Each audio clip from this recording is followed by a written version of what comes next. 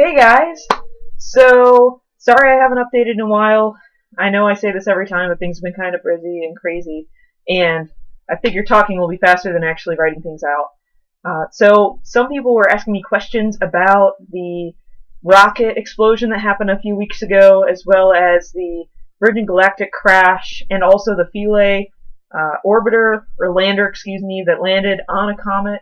First time we've ever achieved this, so I just wanted to touch on a few of these kind of big things that have happened lately, and kind of put a personal spin on it, because this is my first time living through things like this as a full-time employee at NASA. It's a lot closer for me, so I thought I'd be able to share some cool kind of insider viewpoints on what it's like to be working at NASA when things like this happen. So the first thing, the orbital launch failure. As you may be aware, there was a launch that went awry. A rocket exploded on the pad a few weeks ago. I was actually in the gym at the time. They were showing the launch live, and the rocket, I saw a bright flash, and then they cut to commercials, which, you know, when something live flashes to commercials, that's bad news. So instantly I knew something had happened, and then a couple screens over, another news agency picked it up and said, red alert, this just happened, and you could look around and see who worked for NASA inside this gym, because they all whipped out their phones and started texting and emailing people immediately. So personally, it was very different, because thankfully my team didn't have any hardware on that rocket, but just walking around my floor and talking to people, many people on my own floor in my building did, and various other teams and groups within NASA had lost something on that rocket. So that definitely made it close to home. There was an immediate, okay, what did we lose? How severe was it? And how do we move forward from here? How does this impact our schedules? And it was definitely a ripple effect.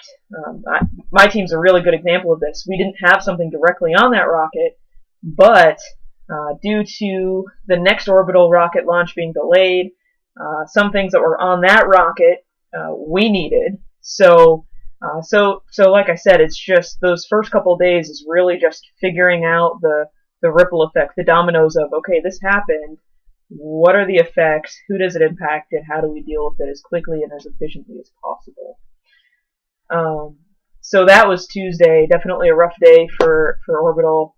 And then Friday of that week, a couple weeks ago, there was a plane crash. You may be aware there's a company called Virgin Galactic, and it's owned by a guy who wants to, his goal is to essentially, well, among other things, but what they'd like to do is to eventually have space travel become kind of touristy, be able to put people in this plane, sell each ticket for X amount of dollars, and then it'll go up, give people a few minutes in weightlessness, and then come back down. It's actually a really neat concept, and it's a really neat plane, cool technologies going into it.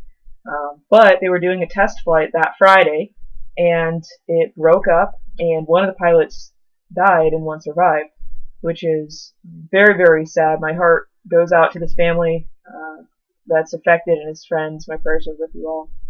And it's just very hard to deal with. But I think these two events, the fact that they happen in the same week, that does not happen often. But those two events teach us three things that I think are really, really important about NASA and space travel and exploration in general.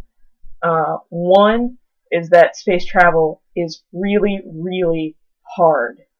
It really is, and we forget that because we've gotten so good at it that we make it look routine. And a week like that just reminds us that what we do really is not easy at all, and there is always an element of risk, no matter what.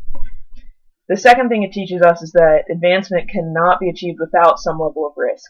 You want to take an easy road? Well, let's be real. If you want to always do the easy things, nothing will ever be invented, nothing will ever be accomplished with anything. And all of the airplanes, if you go, I'm actually hopping on a flight later today to go to Michigan.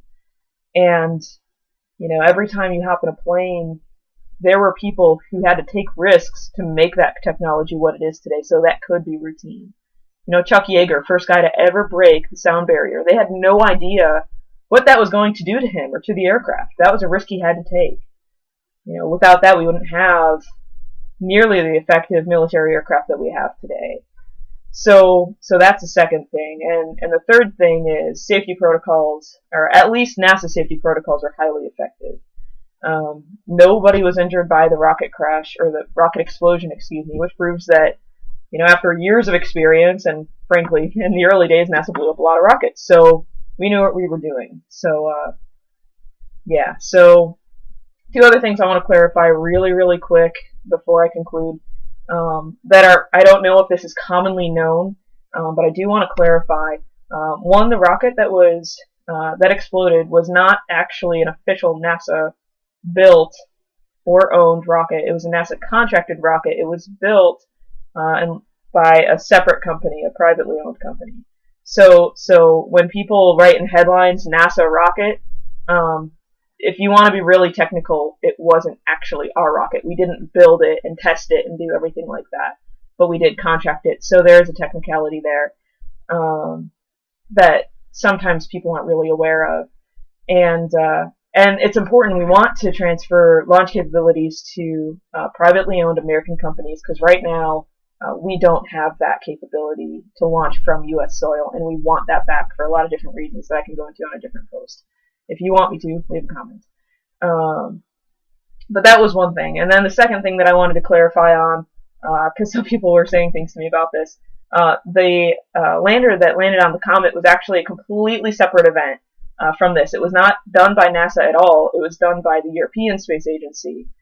But we have collaborated with them, I think, somewhat on this. Don't quote me on that. But we're absolutely, for sure, excited about the science and the research that's coming out of this, and that we all recognize this is a huge thing for the entire world. But it was not intended to, have this be like the comeback after these bad events. It was really just, from where I'm sitting, pure coincidence, because there was no way to know that rocket was going to blow. There's no way to know that plane was going to crash, and that lander was launched 10 years ago, and it just happened to land, within the past couple of weeks. So, thank you for watching. I hope this was informational for you and interesting, and have a great day.